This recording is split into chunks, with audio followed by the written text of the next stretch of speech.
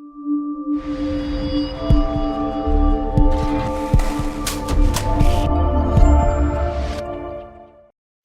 welcome back to this Pyware tutorial. Today I'm talking about optimizing drill. So I've just finished this drill. I feel like everything is good and looks fine and should be great for the group.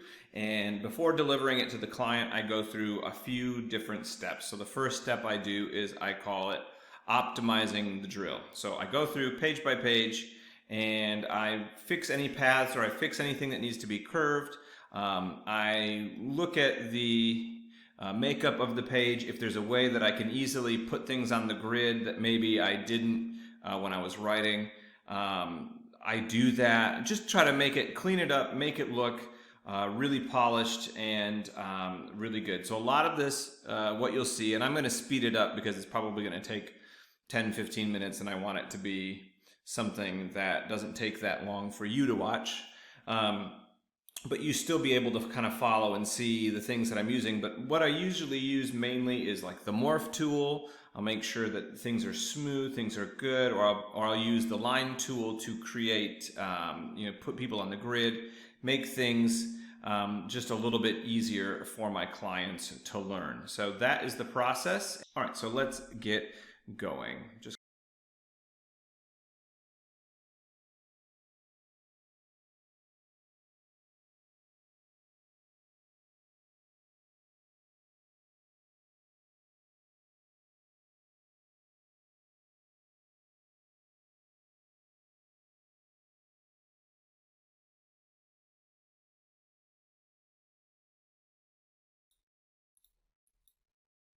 So what you saw me just do there was I saw that there was some pathing things with the trombones and euphoniums here where a curved path wouldn't have been the best option. So instead I unmeshed them type thing.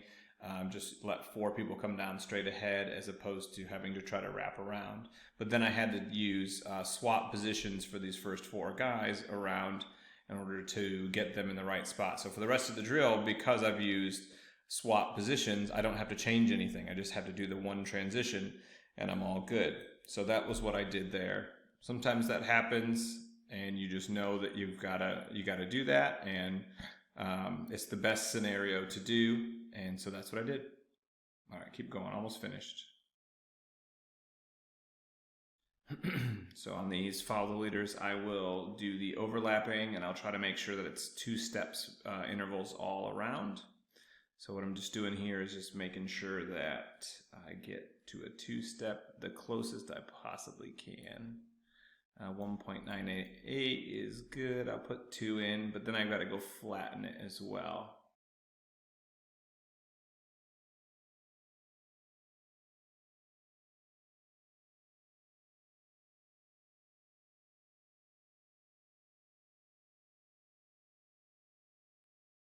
All right, and then I go back through, I select everything, and then I get all these labels going in the right direction.